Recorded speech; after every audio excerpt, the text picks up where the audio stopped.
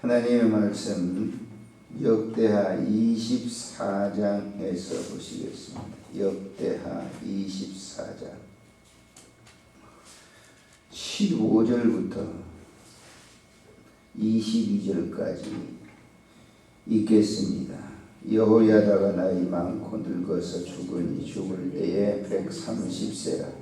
무리가 다 있어 여러 왕의 묘실 중에 장사하였으니 이는 그가 이스라엘 하나님과 그의 성전에 대하여 선을 행하였습니다.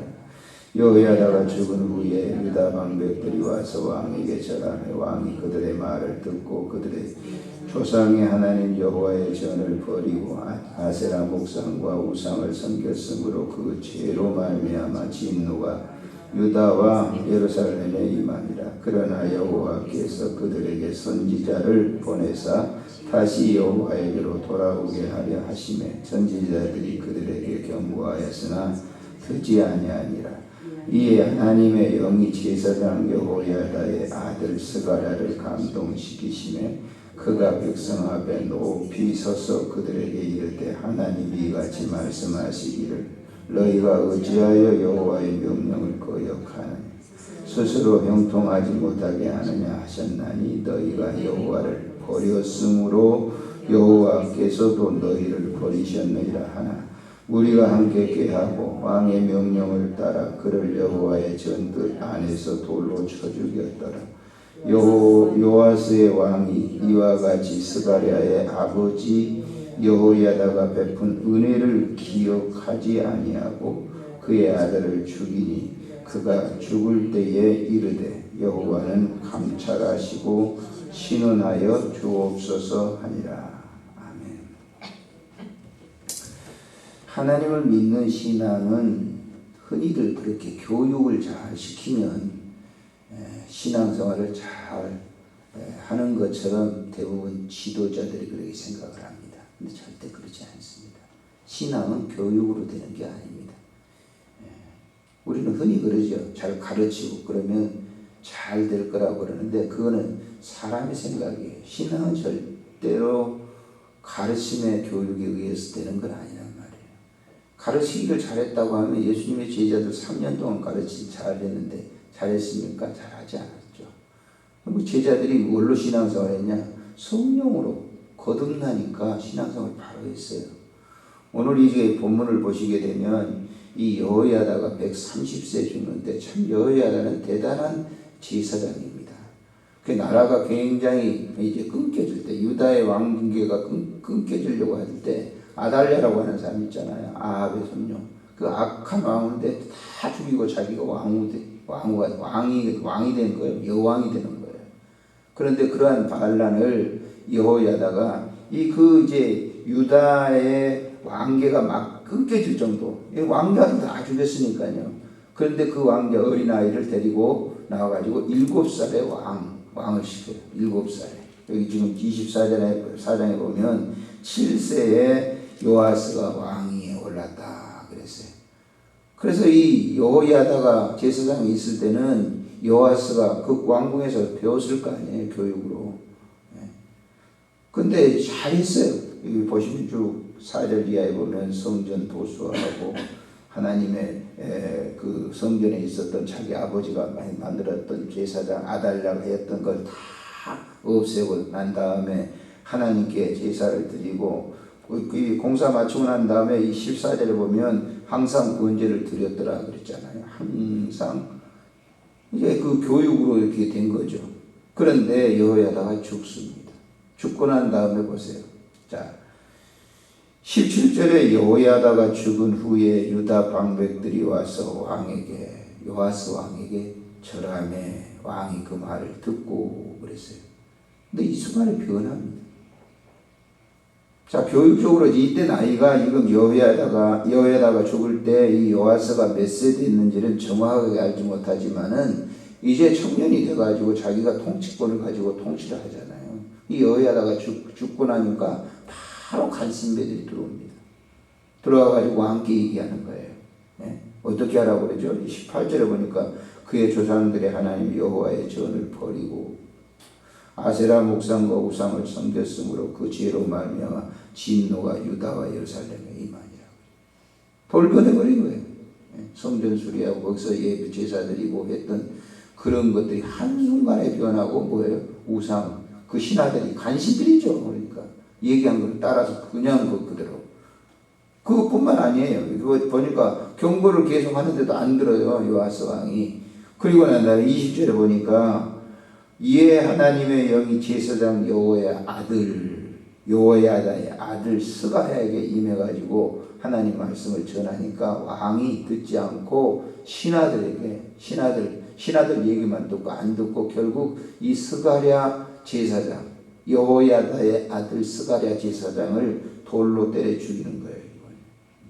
21절에 보실까요? 무리가 함께 꾀하고 왕의 명령을 따라 그를 여호와의 전뜰 안에서 돌로 쳐 죽이니라. 돌로 때려 죽이는 것을 보시면서 누구를 생각해요? 스데반 집사님이 생각나시죠? 스데반 집사를 돌로 쳐서 죽였던 사람들은 누구냐? 그 사람들은요, 율법주의자들이었어요. 바리새인들.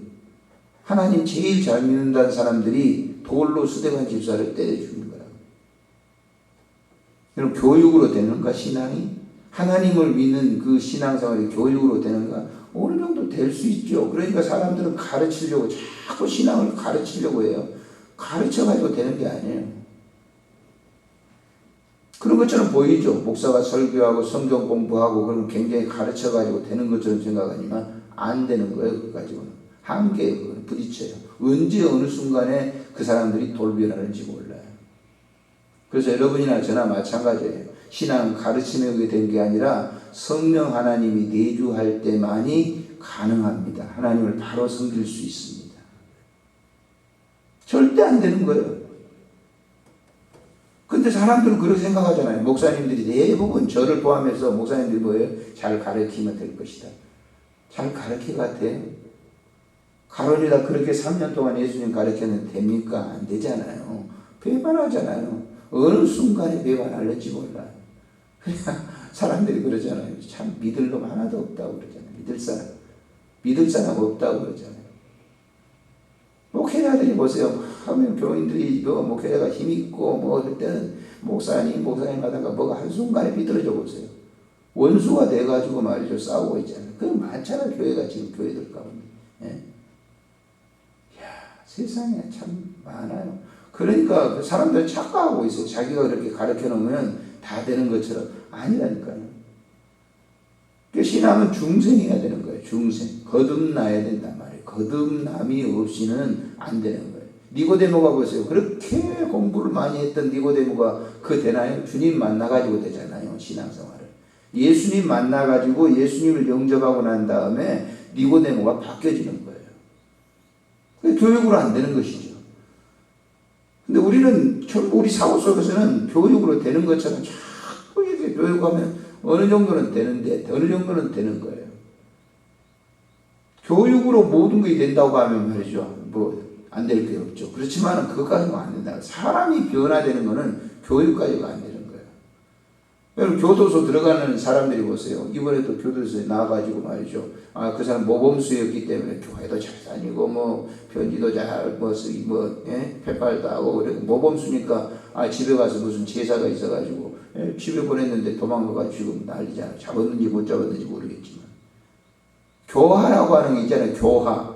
교도소 안에서 교화를 시켜가지고 아주 모험적으로 잘하죠. 그러나 한순간에 어느 순간에 바뀌어지게 되면, 상황이 바뀌어지게 되면 돌변하는 거예요. 신앙은 그러는 거예요. 신앙은 안전지대가 없어요. 주님이 와 계실 때만이 가능하다는 거예요. 여기 지금 요하스가 보세요. 그 가르치는 선생님이잖아요. 여호야다가 제사장이잖아요. 그런데도 한순간에 죽고 난 다음에 한순간에 신하들이 와가지고 이차이차합니다. 그랬더니 그 말 듣고 쏙 그 말 듣고 죽여버리잖아요. 그래서 언제든지 오늘 찬송 부른 거 보세요. 가나간 3절에 보면 가나간 막이 나를 깨어도 주 예수 앞으로 더 가까이 이 세상 속한 그 허영심 또 추한 생각을 다 버리고 정결한 마음 내게 뭐예요? 늘 주세요. 그래서 정결한 마음 늘 주세요.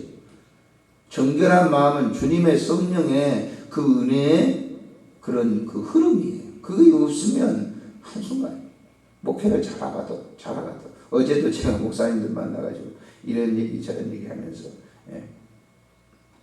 제가 그 설교를 할 때 하도 설교를 많이 하니까 여러분들 들어보셨었어요. 어느 그 장로님 대단히 신앙이 좋고 뭐 시일저도 잘하고 전도도 잘하고 그런 사람들이 보세요. 그런 사람들이. 그래서 내가 죄송하다고 그랬잖아요. 저는. 그 설교할 때는 그렇게 굉장히 잘했던 사람들이 지금 와가지고는 날개 꺾여가 추락하고 자살도 하고 이러니. 그랬더니 목사님들 어제 우리 예담의 목사님 모였는데 셋이 모였거든요. 그 두 분이 다 그러더라고요. 두 분이 다. 한 분은 이제 그 정광훈 목사님 해가지고 계속 거기 가는 거예요. 거기 가서 하는데 별로 나도 그분은 별로 그러는데 가서 이제 하니까 뭐 이승만 대통령 책을 냈대요. 어저께. 그래가지고 그 이승만 대통령 영화 제작한다고 누구 내셨어요? 감독을? 모르시나요? 서세훈 씨를 내세웠다고 감독된다고 난리를 치고 신문 밑에다 가다니 하고 그랬더니 서세훈 씨 나가 떨어져 놓으니까 어저께 모임 가가지고 영화 감독 다른 사람을 세워가지고 한다고 그랬잖아요. 그 신앙이 뭡니까? 서세훈 씨 그 부인 얼마나 신앙이 좋아가지고 전도사 되고 그 굉장했잖아요. 오늘 어떻게 해가지고 가르치고 저도 신앙 간증도 설교할 때 그런 얘기하고 있는데 지금 보세요. 기독교인들에게 얼마나 욕먹이냐 그거예요. 그러니까 사람을 함부로 이렇게 얘기해서는 안 되겠더라고요. 사람은 역시 사람이에요. 역시 사람은 사람이에요. 이 교육으로는 안 되는 거예요. 이 아침에도 여러분들이 어떤 사람에 나는 영향을 받아서 신앙생활한다 그러면 다시 한번 생각해 보세요. 그 사람 때문에 신앙생활하는 거는 그 사람이 아니면 결국은 나갔다. 지금도 그러잖아요. 어떤 분 보면요. 지금도 예전에 그 목사님 설교를 갖다가 잊지 못하고 예배를 드리는 거예요. 목사님 없이 화상 예배를 드립니다. 그분 설교를. 찬송은 자기들이 부르고 설교 시간 되면 그분이 한 5년 전, 6년 전, 7년 전에 설교했던 동영상을 가지고 설교를 듣고 아멘하고 예배 마쳐요. 여러분 어떻게 생각하세요? 그렇게 해야 되나요? 그렇게 해야 됩니까? 안 해야 됩니까? 한번 얘기해 보세요. 돌아가신 분 무슨 그렇지 우리가 추도 예배를 드리는데 그 사람 때문에 드리는 거 아니에요. 그날 기일 당해서 그냥 하나님께 예배 제사 안 드리고 예배 드리는 것이지. 그렇지 않습니까? 돌아가신 분을 위해서 그냥 그 사람을 위해서 예배 드리는 거예요. 그거는 유교 같은 사람은 귀신 불러드리는 거예요. 돌아가신 분은 끝난 거예요. 그런데 그런 분들을 화상에다 딱 놓고 설교를 듣고 아멘하고 세상. 예배는요 인격적인 하나님과의 만남이에요. 목사가 진리하는 것은 그건 뭐예요? 중간 하나의 매개체인 거예요. 매개체. 이 시간도 기도할 때 여러분에게 설교를 제가 하지만은 가르치려고 하는 게 아니에요. 하나님 말씀이 이렇습니다 하고 전하고 여러분들이 직접적으로 하나님과 직통으로 같이 하나님과 대화를 나누는 것이지 목사가 중간에 들어가지고 제 이름으로 박종범 목사님의 이름으로 기도합니다 하고 돌아가셔야 되잖아요. 근데 그렇지 않잖아요. 주님의 이름으로 예수님의 이름으로 기도합니다. 그래서 여러분 꼭 주의하십시오. 내가 누구의 가르침 영향을 많이 받아가지고 그 사람 때문에 하나님 믿어. 그런 거는 오늘 이 본문에 본 것처럼 나가 떨어지는 겁니다. 그러니까 교육으로 되는 게 아니라 신앙은 하나님 믿는 신앙은 교육으로 되는 것이 아니라 하나님을 만나게 하는 하나님과 만남의 그러한 그 접촉을 통해서 매일 그래 가져야 돼. 매일 주님과 교제하는 거예요. 그 에녹의 신앙인 겁니다. 기도하겠습니다. 좋으신 하나님 은혜를 참으로 감사를 드립니다. 오늘 이 시간도 우리에게 귀한 은혜를 베풀어 주시고 우리가 신앙은 때에 생각하기를 교육으로 되는 것처럼 우리가 인식을 하는데 그건 바르지 못합니다. 신앙은 교육으로 되는 것이 아니라 하나님과의 만남, 예수님과의 만남, 성령 하나님과의 만남, 그 만남으로 되는 것을 고백합니다. 오늘 또 우리를 만져주시고 우리를 찾아오셔서 위로하시고 우리의 기도를 들어 응답해 주시옵소서. 우리 구주 예수님의 이름으로 기도합니다.